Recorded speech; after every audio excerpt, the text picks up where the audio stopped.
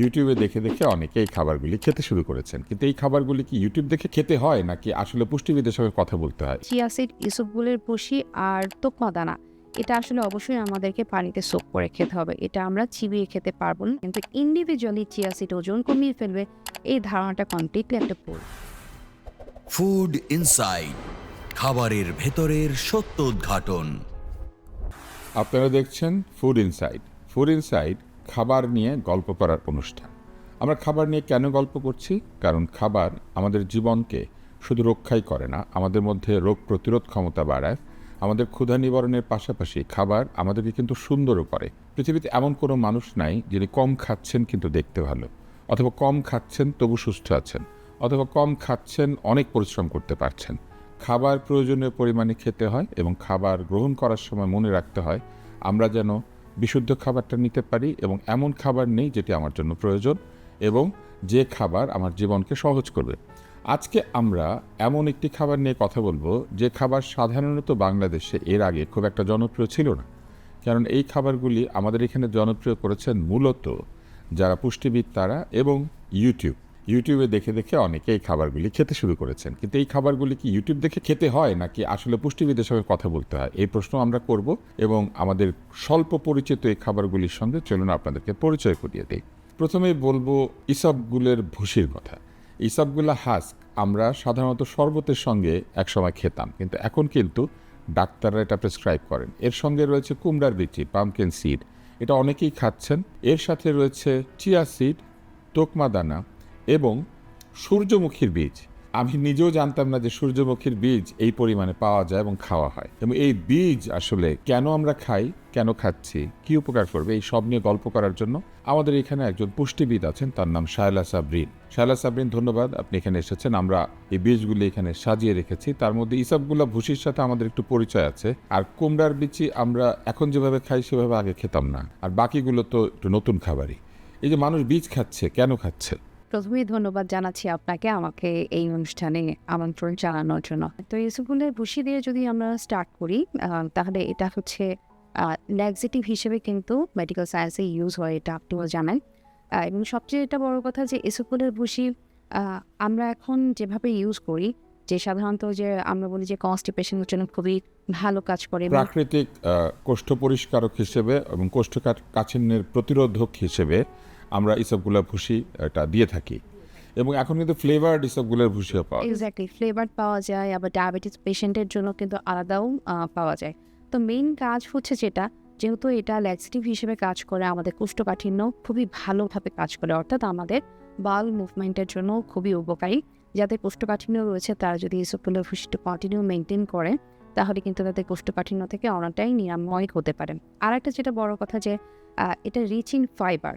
তো যেহেতু fibre rich, so আমরা যদি বলি যে ডায়াবেটিস পেশেন্টের ব্লাড সুগার কন্ট্রোলের জন্য এবং যারা কার্ডিওভাস্কুলার ডিজিজে ভুগছেন, যাদের বিশেষ করে ডিসলিপিডেমিয়া আছে, এ ধরনের যাদের সমস্যা রয়েছে তাদের জন্য যেহেতু ফাইবার, যদি অন্য কোনো ফাইবার ইনটেক করতে না পারে, তাহলে কিন্তু এই ইসবগুলের ভুসি তারা as a fibre, dietary fibre হিসেবে খাদ্য তালিকায় রাখছে। ডিসলিপিডেমিয়া হচ্ছে রক্তের স্নেহ পদার্থের আধিক্য কিংবা ব্যাড কোলেস্ট্রল বেড়ে গেলে সেটাকে আমরা ডিসলিপিডেমিয়া বলি। তো এই ক্ষেত্রে ইসবগুলের ভুসি কেন হেল্প করে? এটা কি এই জন্য করে যে সে অতিরিক্ত চর্বি পেট থেকে নিয়ে বের হয়ে যায়? হ্যাঁ, এটা আমাদের ব্লাডের রক্তের সাথে বিশেষ করে এলডিএল কমাতে হেল্প করে, যেটা স্টুলের সাথে আমাদের এই ব্যাড কোলেস্ট্রলগুলোকে বডি থেকে রিমুভ করতে হেল্প করে। এরপর যদি আসি, এরপরে আছে কুমড়ার বিচি। আপনি পামকিন সিড নিয়ে একটু বলেন। পাম্পকিন সিড নিয়ে যদি বলি, যে মিষ্টি কুমড়া বীজি কিন্তু এমন না যে আমাদের কাছে নতুন। আমাদের বাড়িতে বা সবসময় কিন্তু মিষ্টি কুমড়া বাজার থেকে কিনে আনা হয় এবং বিচিটাই কিন্তু অবহেলার ছলে ফেলে দেওয়া হয়। কিন্তু এই মিষ্টি কুমড়ার বিচিটা এখন কিন্তু খুবই প্রমিনেন্ট। সেটার অনেকগুলো কারণ হচ্ছে, সবচেয়ে বড় কথা যে এসেনশিয়াল ফ্যাটি অ্যাসিডস বলে যেগুলো আমরা বলি, ওমেগা 3, ওমেগা 6, ওমেগা 9, তো তার মধ্যে ওমেগা 3 কিন্তু পাম্পকিন সিডে পর্যাপ্ত পরিমাণে রয়েছে। ওমেগা 3 যেহেতু এটাতে রয়েছে, তো ওমেগা 3 রিচ ফুডগুলো বা এই ধরনের সিডগুলো কিন্তু আমাদের কার্ডিওভাস্কুলার ডিজিজের জন্য খুবই উপকারী। কেননা এটা আমাদের আর্টারিয়াল ইনফ্লামেশনকে নিয়ন্ত্রণ করে। সো অ্যাথেরোস্ক্লেরোসিস টাইপের কমপ্লিকেশন যেগুলো রয়েছে কার্ডিওভাস্কুলার, সেগুলো নিয়ন্ত্রণে হেল্প করে। আদারওয়াইজ যে এটার সাথে আমরা পাচ্ছি জিঙ্ক, ম্যাগনেসিয়াম, এই ধরনের ভালো পরিমাণে খনিজ পদার্থ, যেটা আমাদের বিশেষ করে যে এগুলো আমাদের হার্টের রক্তচাপকে নিয়ন্ত্রণ করতে হেল্প করে। এবং এই ধরনের ফ্যাটি অ্যাসিড যেগুলো রয়েছে সেখানে কিন্তু আমাদের ব্লাড সুগার নিয়ন্ত্রণকেও হেল্প করে। অর্থাৎ যারা ডায়াবেটিস পেশেন্ট রয়েছে তাদের কিন্তু গ্লুকোজ মেটাবলিজমে ডিরেক্টলি কাজ করছে ওমেগা-3 ফ্যাটি অ্যাসিড। সেক্ষেত্রে কিন্তু ইনসুলিন রেজিস্ট্যান্সকে মেনটেন করা আমাদের জন্য খুব ভালো হয় এবং সেই অনুযায়ী ব্লাড সুগারও কন্ট্রোল হয়। ডায়াবেটিক রোগীরা মিষ্টি কুমড়া খেতে চান না স্বাদে মিষ্টি বলে, কিন্তু বিচি খেতে পারবেন। হ্যাঁ, বিচি খেতে পারবেন। কি পরিমাণে খাবেন? মিষ্টি কুমড়ার বিচি বা যদি আমি সিডসের অন্যান্য পামকিন সিড, সানফ্লাওয়ার সিড এই ধরনের সিডের কথা যদি বলে থাকি তাহলে পার ডে কিন্তু ডায়েটারি অ্যালাউন্স, তার ক্যালোরি অ্যালাউন্স কত থাকছে সেখান থেকে সেটার উপরেই অনেকখানি ডিপেন্ড করবে। সর্বোচ্চ সেক্ষেত্রে 1 থেকে 2 টেবিল চামচ অর্থাৎ 15 থেকে 30 গ্রাম মতো উনি পার ডে ইনটেক করতে পারেন। এখানে আরেকটা বীজ আছে, চিয়া সিড। চিয়া সিড এটা হালে জনপ্রিয় হয়েছে এবং অনেকেই সেটা খান। অনেকে বলেন যে চিয়া সিড খেলেই নাকি ওজন কমবে। কিছু কিছু মানুষ আছেন অনেক চিয়া সিড খান। আসলে কি চিয়া সিড খেলে ওজন কমে? প্রথম কথা হচ্ছে ইন্ডিভিজুয়াল কোনো ফুডের এই পাওয়ারটা নাই যে সে নিজে থেকে ওজন কমিয়ে দিবে। ওজন কমানোর বিষয়টা সার্বিক একটা প্রক্রিয়া। অর্থাৎ যে আমার যদি অতিরিক্ত ওজন থাকে সো আমার ক্যালোরি ডেফিসিট এবং পুরা ডায়েটারি মডিফিকেশন সেই সাথে আমার ফিজিক্যাল অ্যাক্টিভিটি সব কিছুর মিলিত ওয়েতেই কিন্তু ওজন কমে। হ্যাঁ, চিয়া সিড ওজন কমাতে সহায়ক হিসেবে কাজ করে, কিন্তু চিয়া সিড নিজে কিন্তু ওজন কমিয়ে দেয় না। তার প্রধান একটা কারণ হচ্ছে চিয়া সিড যখন আমরা খাই এটা আমরা পানির সাথে মিক্স করে খাই, সো আমাদের স্টমাকে কিন্তু একটা জেল ফর্মেশন এবং অনেকক্ষণ আমাদের পেটে থাকে, সো ক্ষুধা অনুভবটা কম হয়, যে আমাদের বারবার ক্ষুধা লাগা এই টেন্ডেন্সিটা চিয়া সিড কমিয়ে ফেলে। সেক্ষেত্রে এটা ওজন কমাতে অর্থাৎ ক্যালোরি ডেফিসিটে কিন্তু আমাদেরকে সহায়ক করছে, কিন্তু ইন্ডিভিজুয়ালি চিয়া সিড ওজন কমিয়ে ফেলবে এই ধারণাটা কমপ্লিটলি একটা ভুল। এখানে তোকমা দানাও আছে। তোকমা দানার অনেক ঔষধি ব্যবহার আছে। আয়ুর্বেদে কিন্তু তোকমা দানা নানান কারণে ব্যবহার করা হয়। এমনকি এক্সটার্নাল অ্যাপ্লিকেশন আছে। ফোড়া বলে তার উপরে তোকমা দানা দিয়ে দেয়, দিলে নাকি ফোড়া দ্রুত গলে যায় বা দ্রুত পাকে। কিন্তু তোকমা দানা তো আমরা খাই। তোকমার শরবত খুবই জনপ্রিয়। তোকমা খেলে কি উপকার হয়? আচ্ছা, আমরা এখন কিন্তু একটা কনফিউশনের মধ্যে থাকি। অনেকে কিন্তু চিয়া সিডকে তোকমা দানা বলে বা তোকমা দানাকে চিয়া সিড মনে করে। চিয়া সিড আপনি নিজেও বলেন যেটা হালে আসলে খুব পপুলার হয়েছে। তোকমা দানা যেটাকে আমরা বলি যেটা আসলে তুলসী পাতা জাতীয় একটা গাছের বীজ এবং খুব অবহেলায় কিন্তু এটা বলা যায় যে বেড়ে ওঠে। তো এটা এর মধ্যে যে নিউট্রিয়েন্টগুলো আছেন তার মধ্যে ম্যাক্সিমামই খনিজ উপাদানগুলো রয়েছে, অর্থাৎ সেলেনিয়াম, ম্যাগনেসিয়াম, জিঙ্ক এবং ফসফরাস রয়েছে। এই জাতীয় নিউট্রিয়েন্টগুলো কিন্তু আমাদের ইনসুলিন রেজিস্ট্যান্সে হেল্প করে, বাউল ফর্মেশনে হেল্প করে, এছাড়া ডায়াবেটিস নিয়ন্ত্রণেও হেল্প করে। ওজন কমাতে যেমন চিয়া সিড হেল্প করে, অর্থাৎ এটা আমাদের ক্ষুধা কমিয়ে দেয়। সেম একইভাবেও কিন্তু তোকমা দানা হেল্প তার মানে তোকমা দানা আর চিয়া সিড ভাই বোনের মতো কিছুটা, কিন্তু কাজের দিক থেকে। কাজের দিক থেকে কিন্তু চিয়া সিডে এসেনশিয়াল ফ্যাটি অ্যাসিডটা বেশি রয়েছে, অর্থাৎ ওমেগা-3 ফ্যাটি অ্যাসিড, যেটা তোকমা দানাদের পরিমাণে একটু কম। সূর্যমুখীর বীজ থেকে তেল হয় শুনেছি, কিন্তু সূর্যমুখীর বীজ কি আলাদা করেও খায়? হ্যাঁ, সূর্যমুখী বীজ আলাদা করেও খাওয়া যাবে, এটাও সিডস হিসেবে পরিচিত। এটা কি উপকার করে?